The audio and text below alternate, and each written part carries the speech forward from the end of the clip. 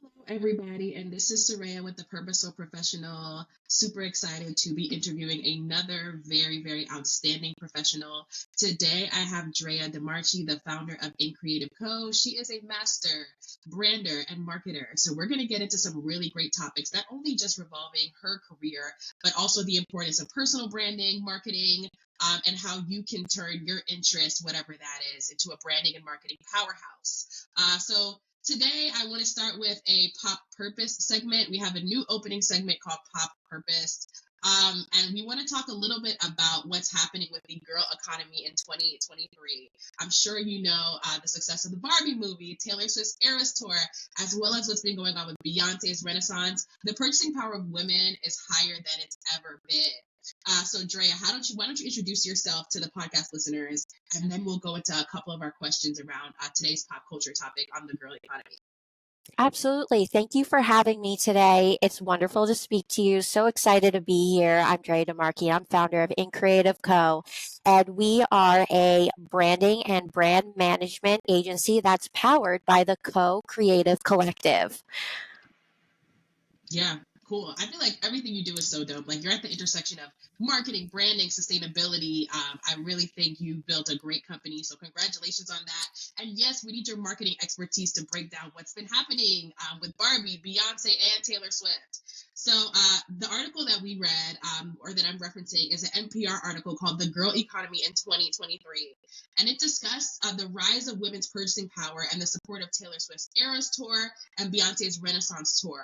The article also discusses the Barbie movie and its impact from a marketing standpoint. So I really want your expertise and your help in helping us to kind of break down what's happening in the culture, right? So let's talk about their collective impact and what it might mean for women, marketing, and beyond. So my first question for you is, did you attend the Eras Tour or Beyonce's Renaissance? If you did, or if you didn't, what do you think made these experiences so engaging and empowering for women? I love that question. Unfortunately, I was not able to attend either. The prices for those tickets are way out of my league. They are very competitive. And so, anyone that was able to go, it's a huge blessing.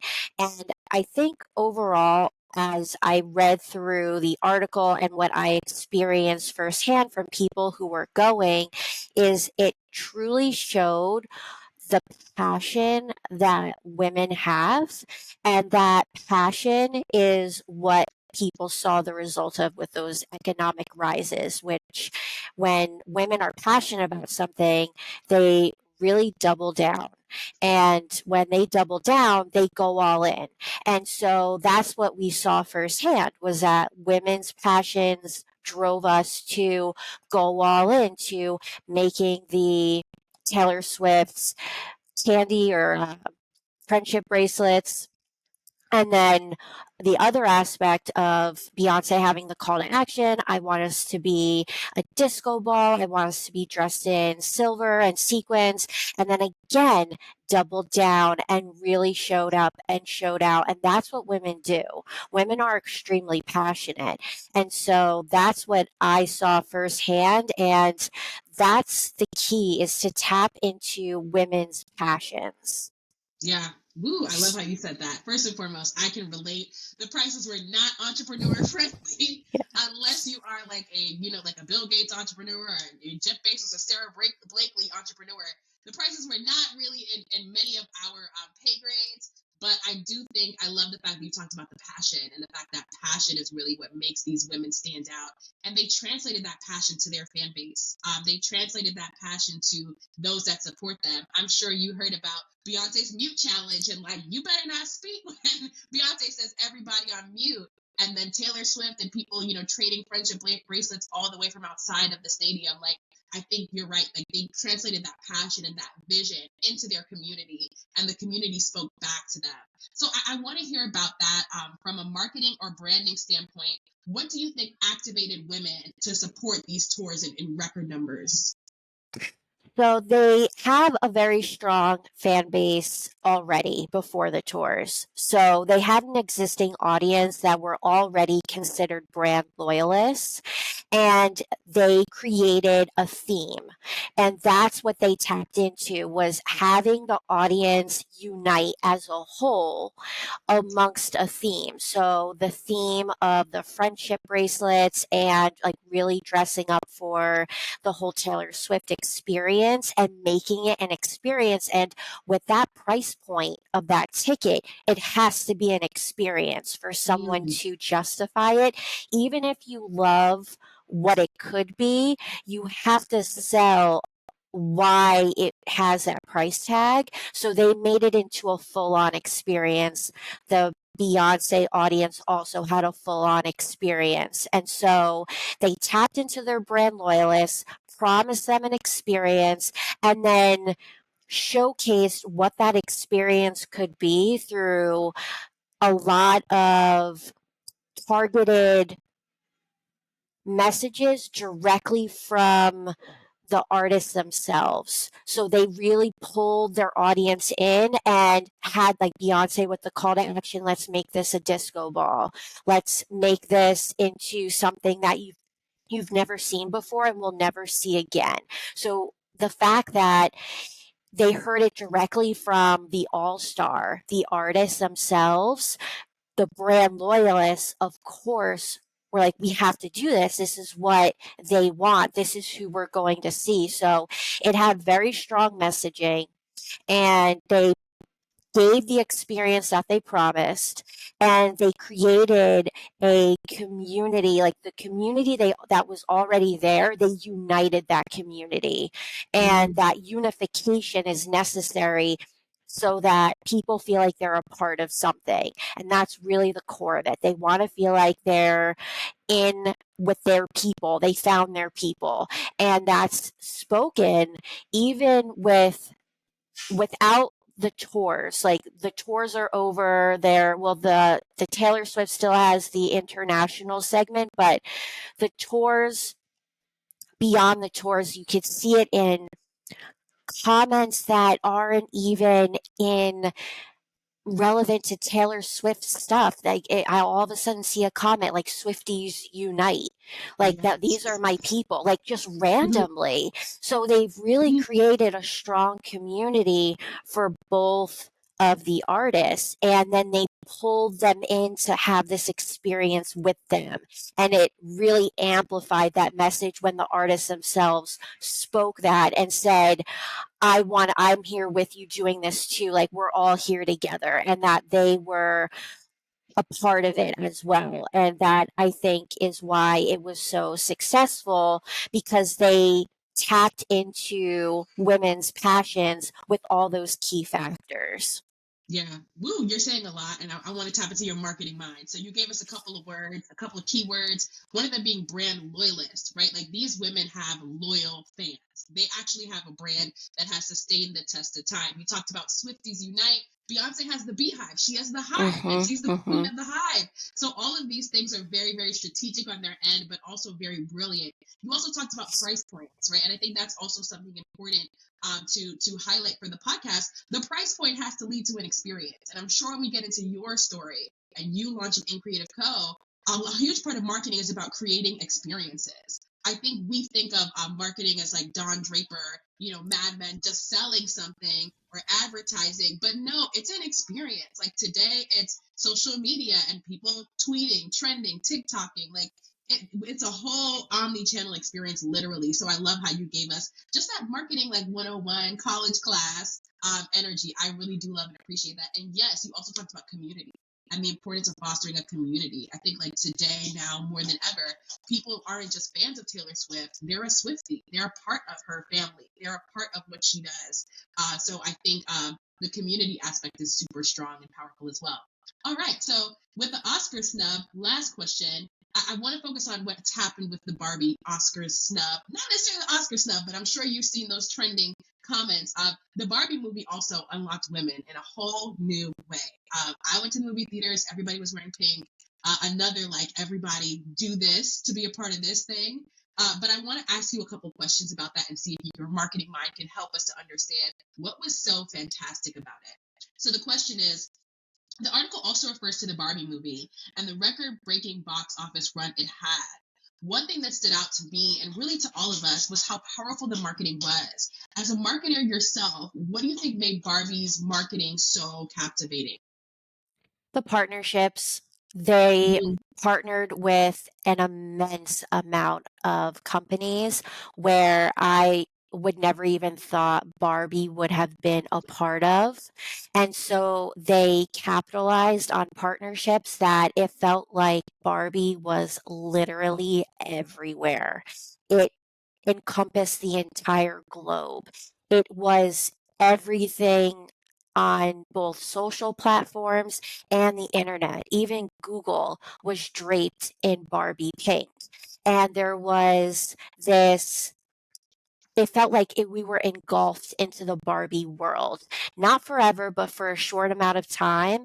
And that messaging was extremely loud. You couldn't escape it. Even if you weren't into seeing the movie, it was still everywhere. And that, I think, is why it was such a force. yeah, yeah, absolutely. So once again, code words, you're giving us a lot of things to think about.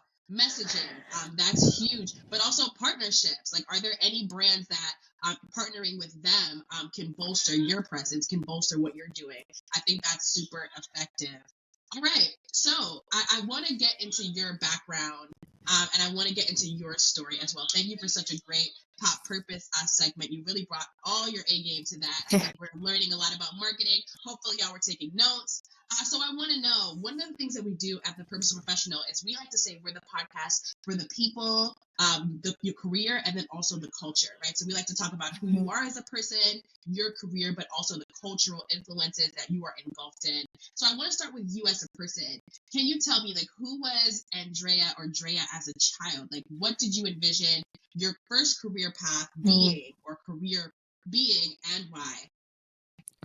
So I was born old. I definitely was more of a boring kid looking back. And so my favorite thing to do was reading. And I absolutely loved reading. If you asked me what I loved doing, what was my favorite thing, it would absolutely be reading, which you'd probably catch me actually reading a book.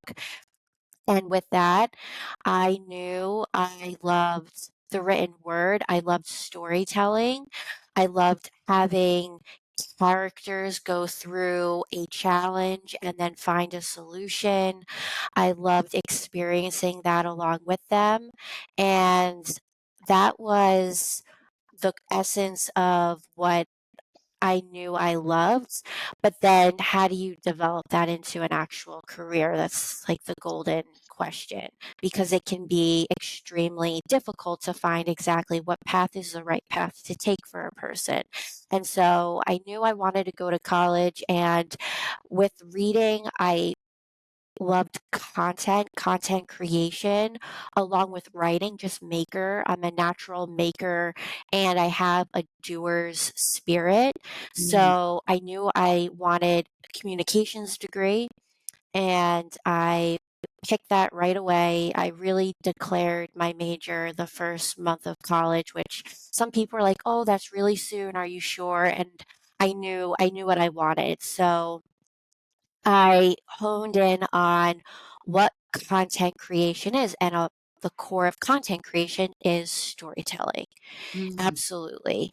No matter what, you're telling a story, you're bringing people into this story, and you're all having an experience within that. So, fine tuning that, honing that craft, and then more towards the end of college when I started to get more experience and I started to understand what crafting a story was.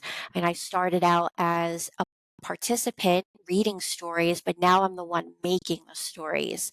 And mm. I knew that eventually I would own some sort of agency. How that would happen, I didn't know, but I verbally said it several times.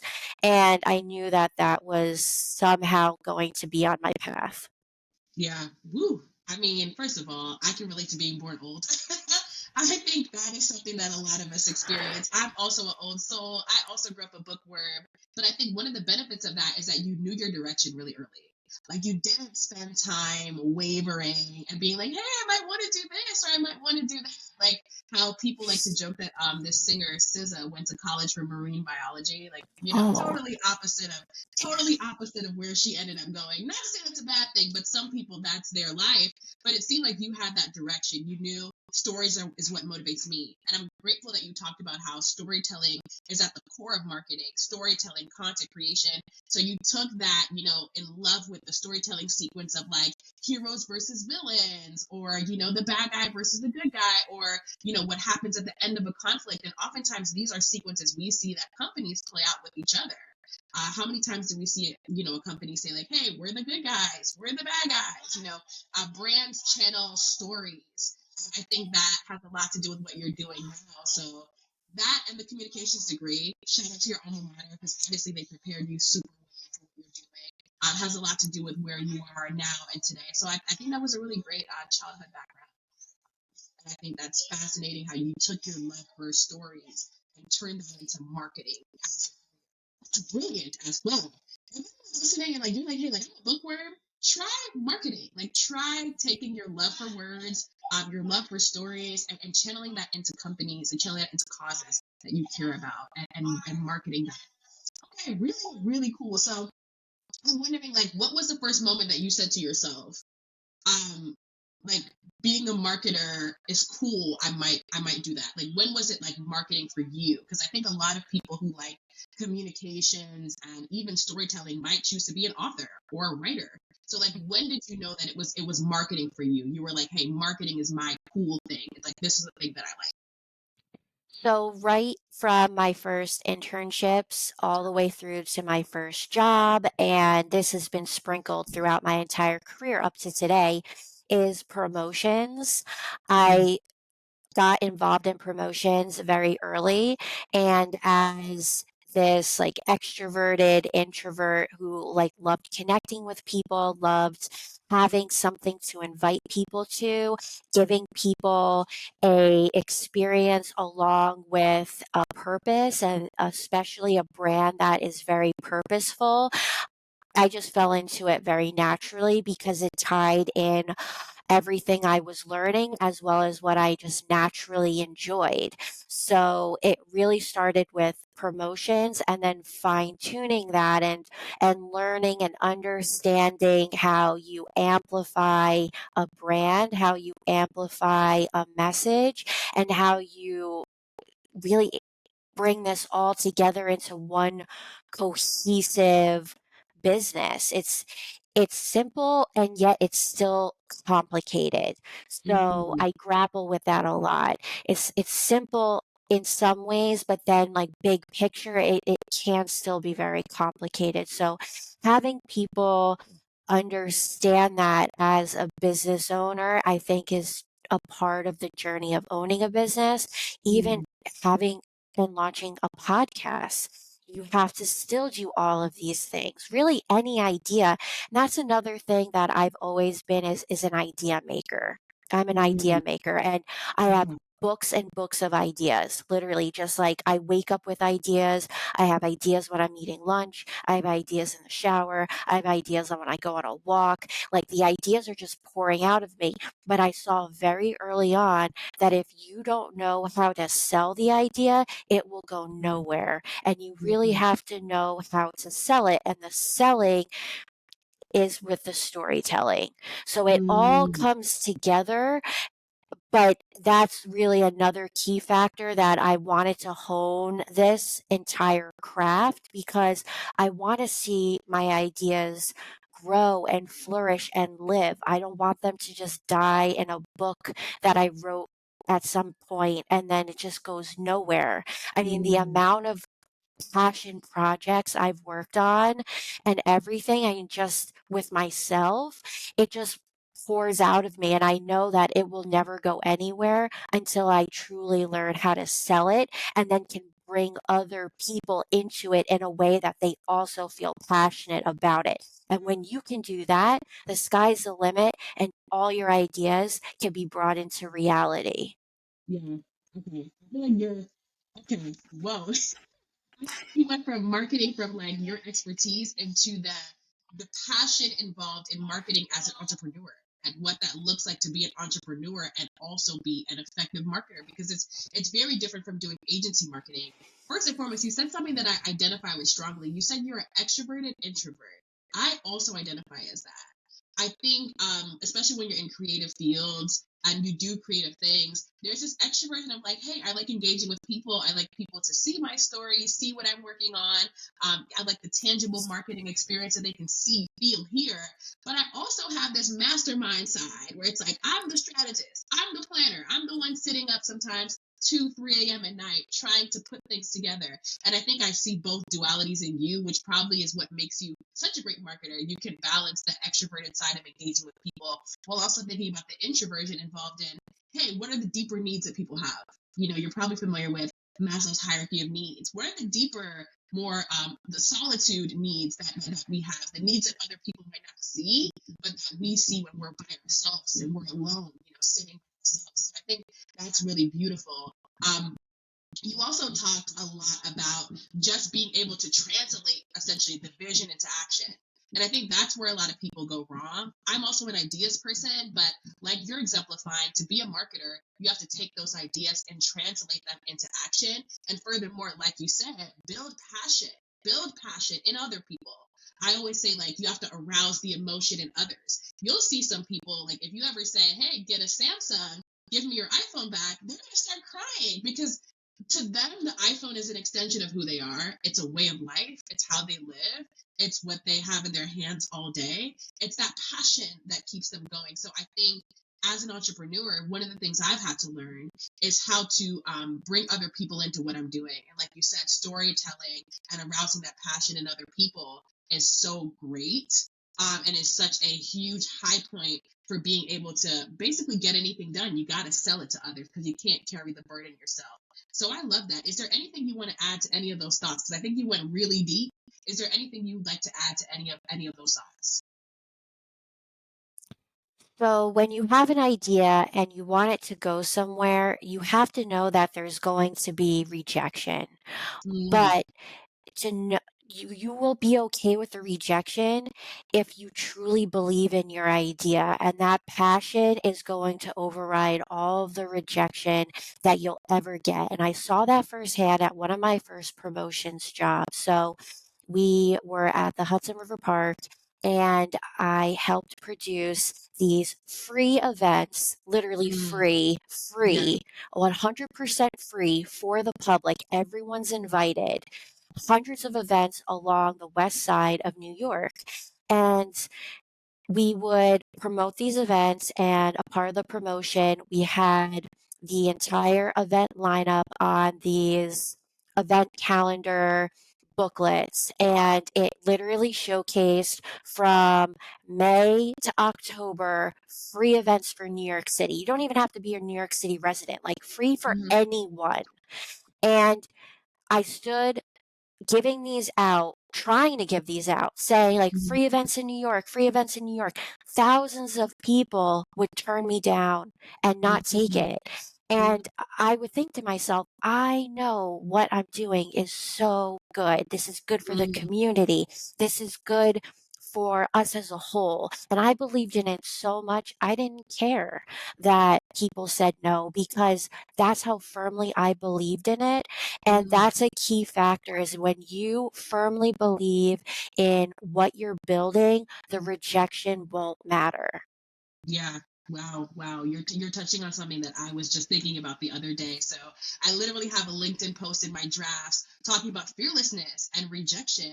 And I've heard so many people say like I guess you could say their beginnings or their origins into entrepreneurship or marketing or any field where sometimes you have to take the contrary position was direct selling. Like they would literally knock on doors and they'd be like, "Hey, do you want to buy this?" And they heard more no's than they heard yeses. And I think that when you're really a creative, and I always say this, and when you're really a visionary, everyone's not going to understand or even identify with what you're doing. You know, you talked about Mm. having those tickets and promotions and not realizing that that career in promotions would literally set the stage for what you're doing now.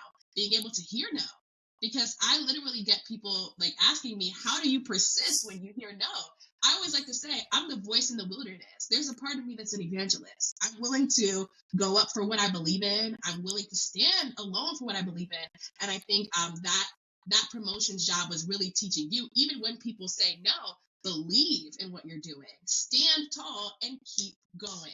And these are the things that I heard you talk about New York. We're going to talk a little bit about locational and regional influences, but I'm from New York. And of course, out here, you have to be tough. There's no like whimpering. Mhm. I'm also from a Caribbean immigrant family. So there was never any like, hey, give up. My mother would always say, faint heart never won fair lady. So I would always recognize if I wanted to be anybody in today's society, I had to have that thick skin. So I'm glad you talked about rejection and how many ideas we can think die in the rejection phase. So many, and I think that when you are really a creative and you really have the talent, I need you to trust yourself. If there's anything that the listeners that y'all are going to take from this conversation, trust yourself. Trust that your ideas matter. And I love that we started off with that. So I did some background research, as I do on all my guests, and I know that you live in Jersey City. So you are from the tri-state area, like myself, or are you? From me? Yeah. So I grew up Okay, in Rutherford, New Jersey, which is a North Jersey town. okay. So you're from there. Tell me about your hometown, growing up in Jersey, North Jersey, and then how that might have influenced your personal growth and your professional development. It's a great question because I lived in the shadow of New York City, and that was the Mm, biggest draw for living in the area that I do because it's a very short bus ride into Port Authority. And so I've been going into New York my entire life, and that was where I always viewed dreams were made. And mm, that's where I always wanted to be. It's such a magical place. There's always so many fun things going on. It's a place where you could explore for hours and days and never really find, like you just can always find more. Like there's never something you can't find. And I love that energy. I mm, loved that part of adventure. And so I lived in other places in the country, but to be honest, they always felt boring. They're good for a retreat and for solace when I'm craving that, but not for an extended amount of time. For an mm. extended amount of time, it does get very like one dimensional and not it's not very inspiring. One of the things I love about Jersey City is that it's urban. It's again right outside the New York City doorstep, so I could travel into New York whenever I like. And just walking around my block in Jersey City, there's a ton of different influences from every part of the world. The fact that we have the amount of different restaurants is absolutely insane. Like it's exploding with different cultures and people from all around the world. Jersey City is one of the most diverse cities in America, Mhm. and it shows. I just found out that one of the restaurants that I absolutely love to eat at is winning or is a nominee for a James Beard Award, which is a culinary award, and they are extremely authentic Bangladesh food. Mm. So it just shows that it's that cultural diversity that I thrive from. I really can't live without it, especially being a creative and having these influences open my eyes and keep me wondering, keep me imagining, like my imagination, keep Yeah. me dreaming. It's necessary, I think, for creatives to live in diverse places. And there's a few articles and research papers written on how are people so creative, and they did a study on the West Village Mm, and the reason why so much art has been sparked and birthed within the West Village of New York is because of that cultural diversity yeah. and the proximity within people's people's living spaces of that cultural diversity. Like, you can't escape it, basically. Yeah. Everyone is so close together that it's just natural for people's cultures to overlap.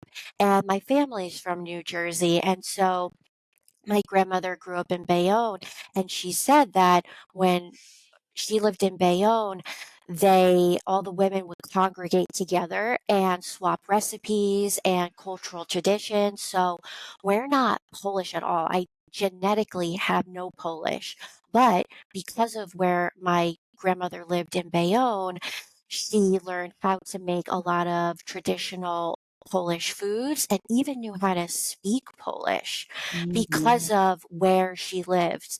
And I always thought that was so cool that you could learn so much from your neighbors and so much from your community, even if you aren't technically that culture. Yeah, wow. I feel like so I was putting out there. I'm like, I feel like she's from Jersey. Okay, so you are from Jersey. Thank you for confirming that. Yeah. But I see that East Coast hustler vibe with you, and I think I'm very, very similar. I was also going to say I was going to touch on something that you touched on, which is that I think creative people tend to congregate in these areas, these like metropolitan, really like cultural explosion areas. Because the truth is, nothing is really new under the sun. We're all recombining things that we've seen before. And sometimes when you come up with a creative idea, it'll be something like in your subconscious that you saw that you're pulling up, and then years later you're like, oh, I got it from this place or that place. So I think your cosmopolitan nature has really helped you to shine as a creative, because I think a lot of people who struggle with creating ideas. And like you said, your career ideas are your currency, right? Selling them is how you get paid, literally, right? For people who struggle with coming up with ideas, there's this creative block, usually, and it's a locational block. It's like maybe you're, and shout out to Arkansas, right? But maybe you're from a small town in Arkansas and you don't necessarily know what's out there, what's possible. And I think coming from a New Jersey or a New York or being close to New York really gives you that sense of understanding what is possible. It really is the city, it is the Big Apple. And if you can make it here, you can make it anywhere. I think like it has that spirit and that bravado that I think a lot of other cities lack. And yes, I had that conversation about like wanting to move to other places in the US. I've been to other places. It just doesn't top New York in terms of the energy, in terms of the vibe, in terms of what happens out here on the East Coast, and that the hustler mentality that we have out here to really make something out of nothing. And I think that is a huge part of your story. So getting back to your story, I would love to know, like, let's talk about if there were any people, we like to focus on the people aspects before diving into the career specifically. If there were any people that were really critical to your personal and professional development, if so, could you name one of those people and talk about the impact that they've had on you and your career? So, absolutely, my husband Lorenzo is the reason why I can be here today and to create what I've created and continue to create. So, I knew that I had this love for content creation, and back in this conversation, I spoke about how I knew I wanted to build an agency. Wow. And that was back in college. And actually, one of the times I said that, the person who I was dating at that time said, "You'll never do that. You'll never do that." And I was like, okay, well, you don't know me. But I was like, this is a terrible person to be with, one. And two, I need support. Like, for me to be able to follow these dreams, build, grow, learn, I need a support system. Mm, And that was one of the things that really stuck out about Lorenzo, is that whenever I had an idea, which I have a lot, granted, I do have a lot of ideas, no mhm, matter what they are, how crazy they are, how far fetched, he's always super supportive and said, if anyone can do it, it would be you. mhm, And when I first started to build in Creative Co., he was right there along with me saying, "You can do it. You can figure this out. You're going to be able to do this." And not only says it, but his actions, he mm, also creates a supportive environment where I'm able to do this. Like, right now, he is caretaking our baby, our 3-month old, watching her while I talk with you today, Mm, and isn't complaining, isn't commiserating that like I'm here speaking with you and not being a mother. No, he is like 100% supportive, and that's something that is truly priceless. yeah. First of all, shout out to the supportive husbands. I know you hear from so many women who are like, "Where do you find a Lorenzo at?" Because it's hard. It's hard for women, and I'm sure you see the discourse on social media and TikTok. As a marketer, I know you're plugged in. A lot of powerful women feel like they can't find partners who are supportive of their dreams and of their goals. So I think that's very wonderful that you were able to find that. A bit off script, but like, what tips do you have for women who are like you, entrepreneurs with a strong vision from they were younger to do similar to what you're doing? What tips do you have for them in terms of choosing their partner and finding the support that they need to This could be a podcast in itself. This thrive? is a whole episode in itself because I have horror stories. My one tip for women is as soon as you see that first red flag, it just bounced. Like it cut ties. Like it's not going to work. Like you can't change someone's perception because I do feel that it's a way that they were raised. It's something that's innately within them, and they either have it or they don't. And as soon as you feel like your partner is not supportive of you, that's a really hard thing to change. I'm not into changing people. I want Mm, to work and amplify with who the person is. And that is something that I started to get very keen on is as soon as I felt like they were undermining me, uh, not being supportive either verbally or their actions, I was like, this is not going to be good because it's never going to allow a mutually beneficial relationship to shine and grow and to have us both flourish, because it is a team effort. It mm, absolutely is a team effort, and you have to be all in on them as they are with you. So it's not like it's all about me all the time. It absolutely isn't, and it shouldn't be. But you have to find someone that wants to do both and also just truly believes in you and sees your power even when you don't see it in yourself. And that was something mm, that I really loved too, was that he saw my potential before I saw it within myself and was completely supportive and really gave a supportive environment. And I would have never been able to have built anything without that supportive environment, which is really why I had to wait as long as I did, because I wasn't able to do it without that support system. And in hindsight, one of the reasons why I didn't have that support system was because of not putting myself around people that was more like him, and mm, instead being with people that were doing and saying things that were just like very undermining. So another story is I had another person I was dating say that, "Oh, well, I'll be a stay-at-home dad since you like working so much."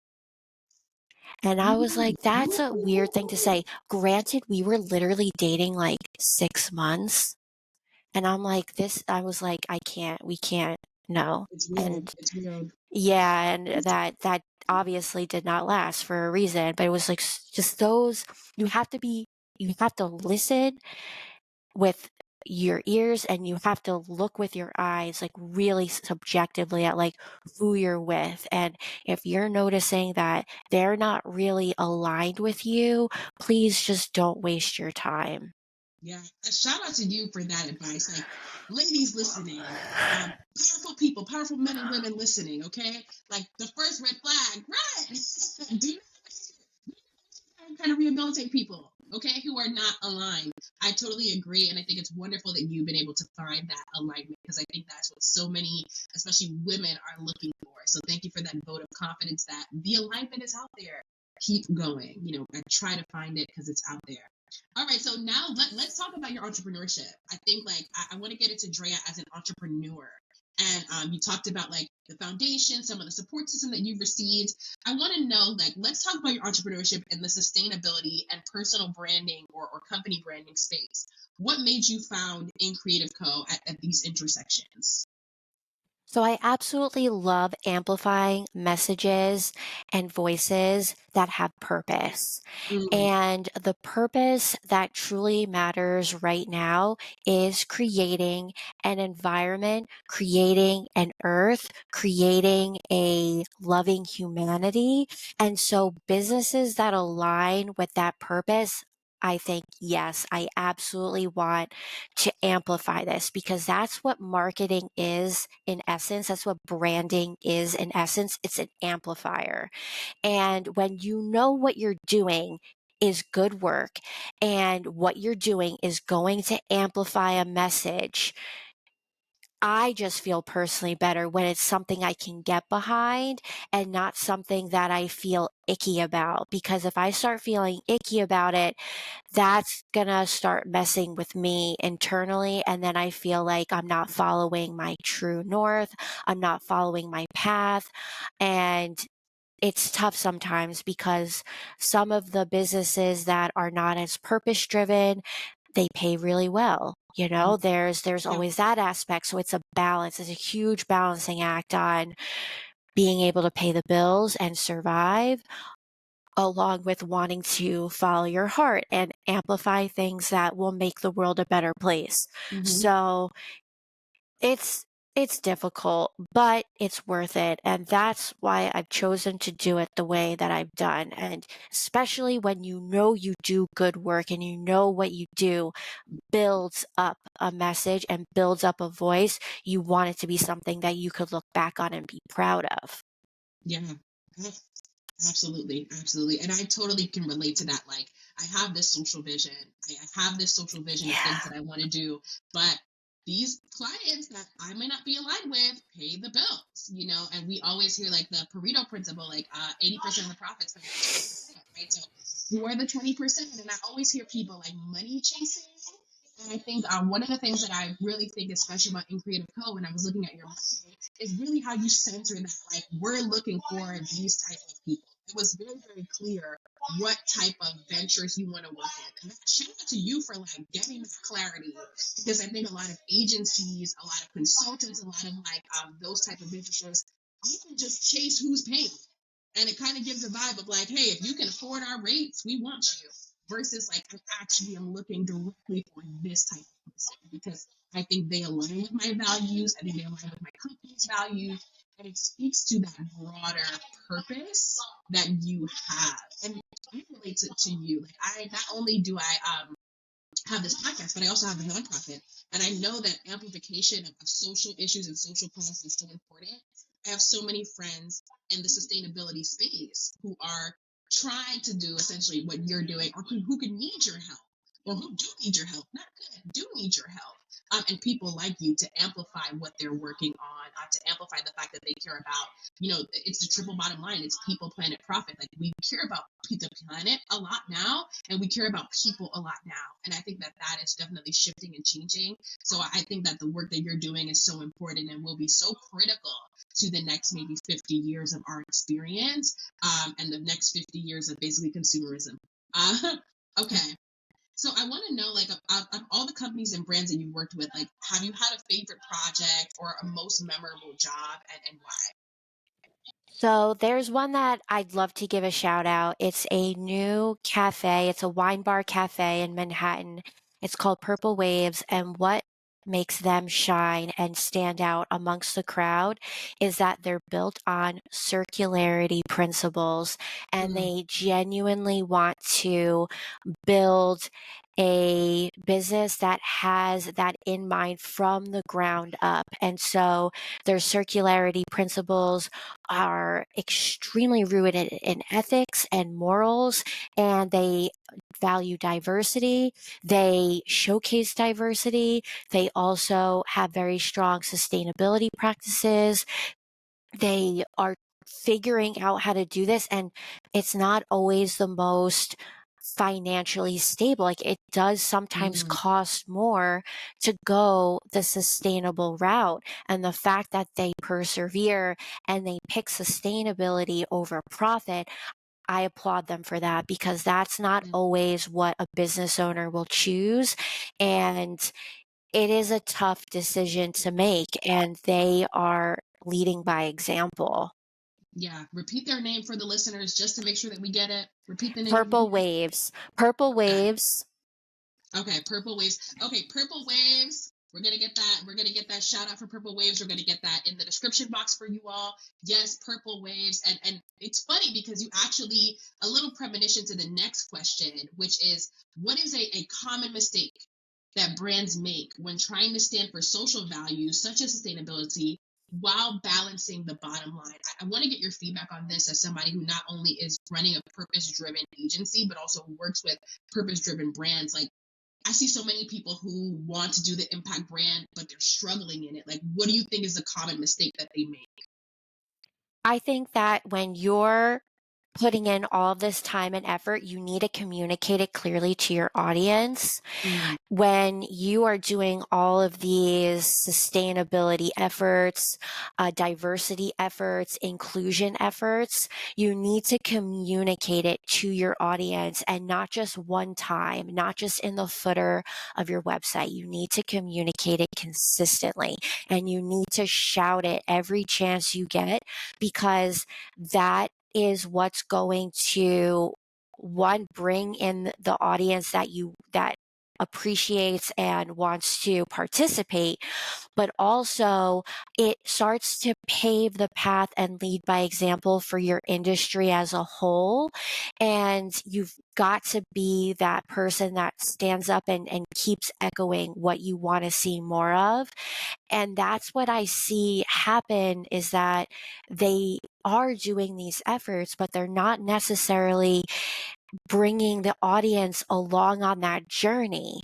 They're mm, leaving it as, a place where it's there, but it's not in the forefront, and it's not really with a spotlight on it. And you've got to bring more attention to the efforts that you're doing. And even if you're technically not a sustainably driven business, just the small efforts that you are doing, talk about.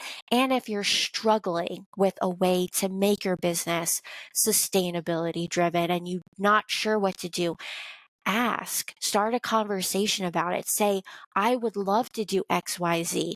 Who could help me get there? Who has ideas? What solutions can we drum up to make this happen? And mm, don't be afraid of what you're doing wrong. Instead, try to use it as an opportunity. So there's a thing called a SWOT analysis, mm, and you do your strengths very quickly. This is an overview. Want to clarify. This is going to be a clarification and an overview. So you've got strengths, weaknesses, opportunities, and threats for your business. mhm, And ideally, you want to take your weaknesses and turn them into opportunities. And you want to take any threats and try to work around and build them up into strengths. And you want to, that's how you make your business stronger, is you're taking your threats and your weaknesses and you're working on them. And one of the ways to work on them is, instead of ignoring it, start a conversation, look for solutions, speak to professionals, bring it to your audience and say, I would love to do this. What do you think? And mhm, not keep it like away and hidden. And that's what I love most about what's the trend on social media of just authenticity in general.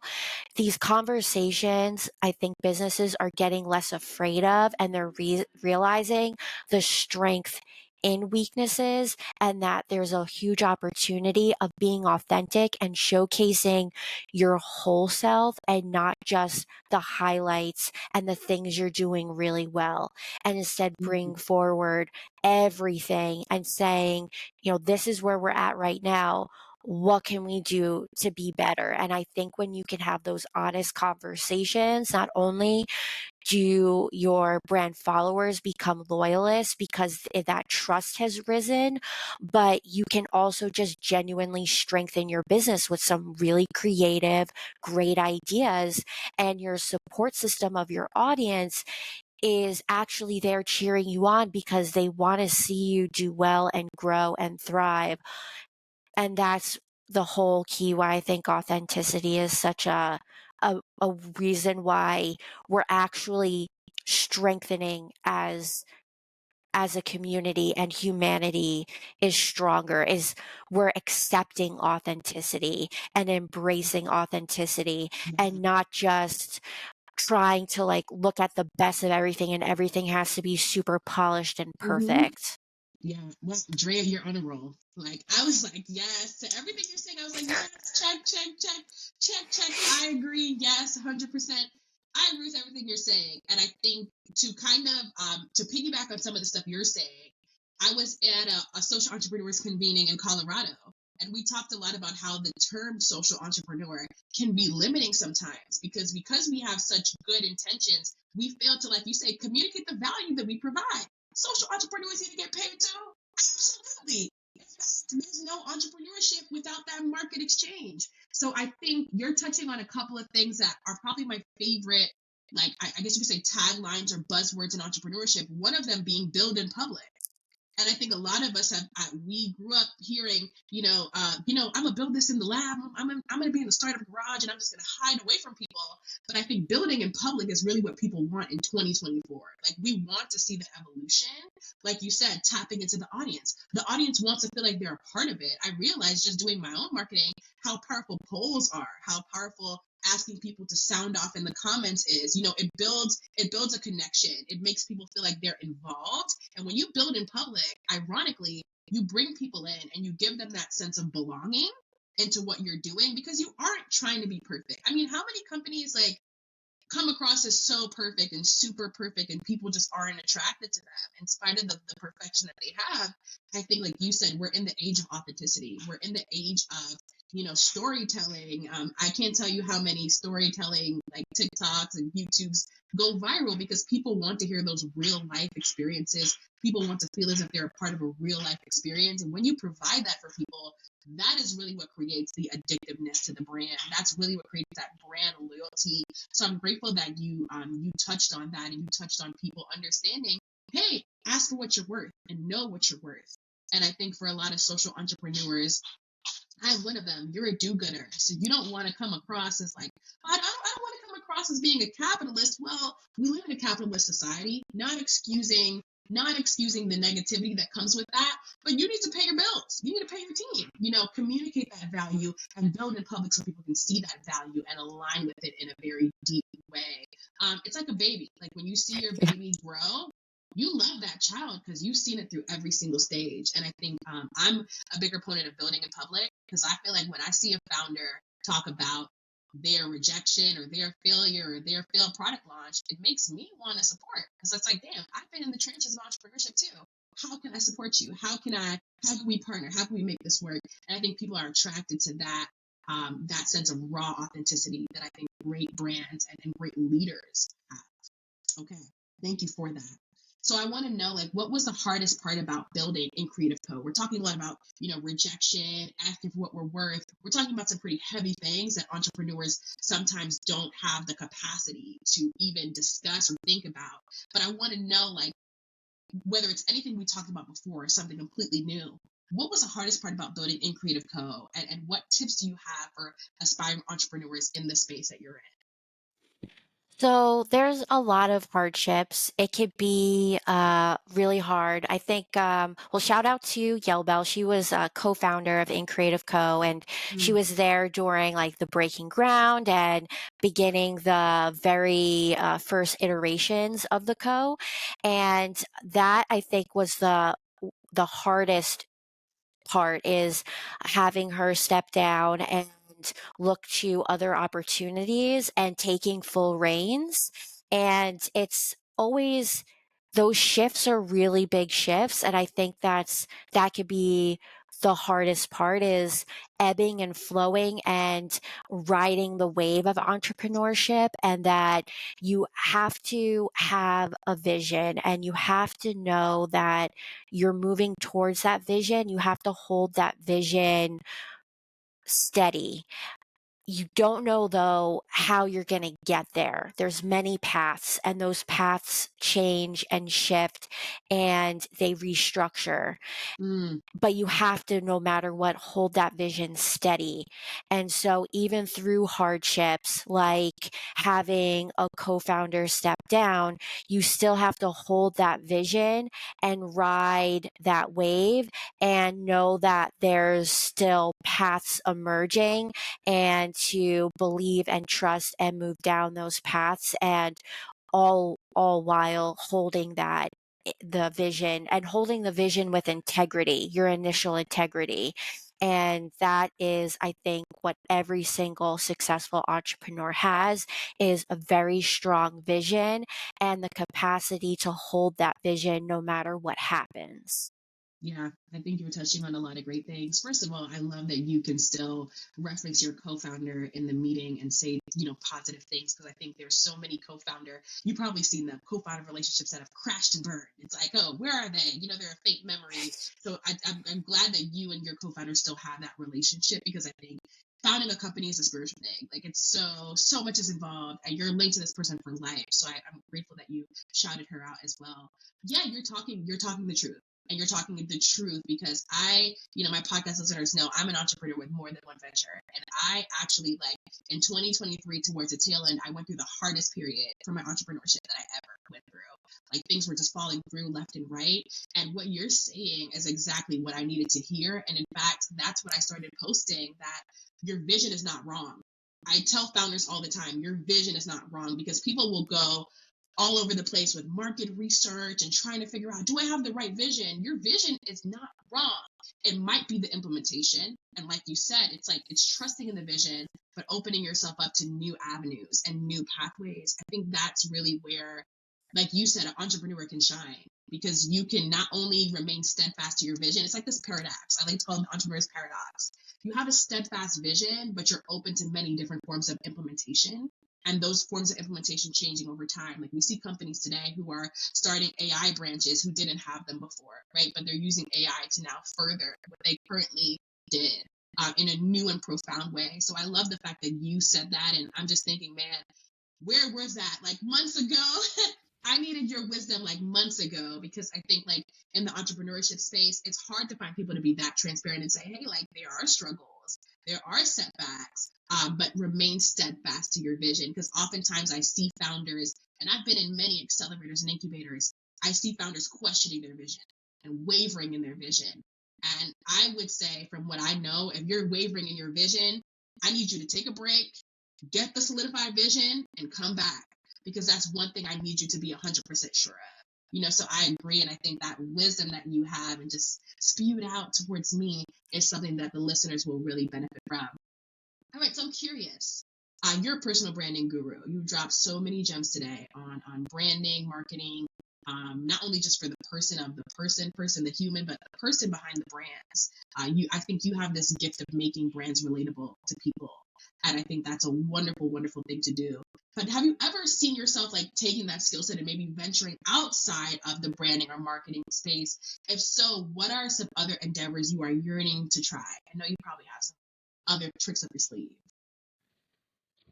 That's a hard one, because I really love what I'm doing right now, but of course, as my life evolves and as my passions emerge in different things, if I was to guess, which is guessing because I'm not actually doing this right now, but an educated guess towards something that I think I could pursue because of my love of reading, potentially writing. Mm, And it might not be writing what someone may think immediately. Like, I don't think that I would write necessarily a book. I think I would do more script writing. And that mm, script writing is because of my love of content creation and that vision of having other people involved in the creation. So it very much starts as a script and then it evolves into an entire piece of content with lots of different people's collaborations and input. And I love that process. So I think that potentially down the line, when I have more years on me that I could really like dive into and tap into, that would be cool to do. Yeah. Every other day, I meet someone who wants to be a filmmaker or a scriptwriter. And I think that's great that you're seeing that as a path for you because we do need original stories. I'm sure you're tired of seeing all the remakes we have, and we need people who are going to come with original stories. And I honestly think that writing is great for people who have a lot of ideas. So I'm like you. And because I have so many ideas, sometimes I'm like, okay, this doesn't have to be a business. This can be a book.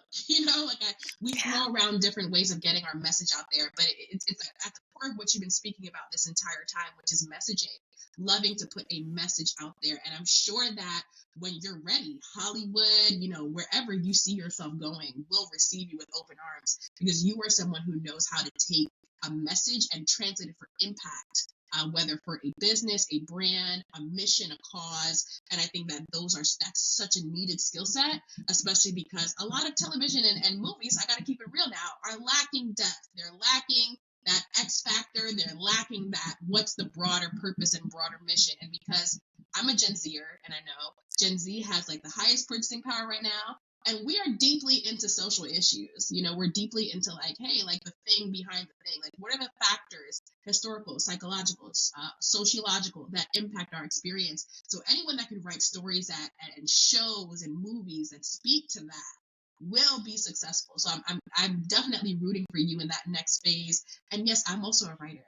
So I understand wanting to translate ideas into experiences in terms of the written word. And you're also a great speaker. So I know, like, when your pen is ready, I know it's going to be a success. All right. So I want to shift to our last couple of questions, maybe one or two, about the culture. So I know you're passionate about gender equality in the workplace, and we started this episode talking about powerful women like Beyonce and Taylor Swift and how they're able to basically, rally other women for this cause of empowering women overall. I want to know, like, what do you do at In Creative Co. to further gender equality in branding and advertising and marketing and sustainability in the spaces that you're in? That's a great question. This does need to be the last question because I do have a client call at 1. Okay. So, but this is a great question that it's an honor to answer. So one, I love putting the creators at the forefront. I think that it's very important for creators to get the credit, be applauded, and show that they are appreciated through the work that they did. So I love creating, but I also love that the creators who help me on projects can also be given those accolades. And so that's showing by doing. And I love putting their face out there just as much as my own. Honestly, a lot of the time I put their face out there more than myself. And you can see that front and center on our social media pages, especially the Instagram. I like that to be a place for them to showcase themselves because the hardest part about being a creative and being a creator in general is having places to showcase your work and have it be brought to new audiences because that's really when you're going to find the biggest reward. Yeah. All right. Thank you so much, Drea. I'm not going to Yeah. keep you for any much longer. Yeah. Thank you so much. All right, y'all. This is the Purpose Professional, and we are out.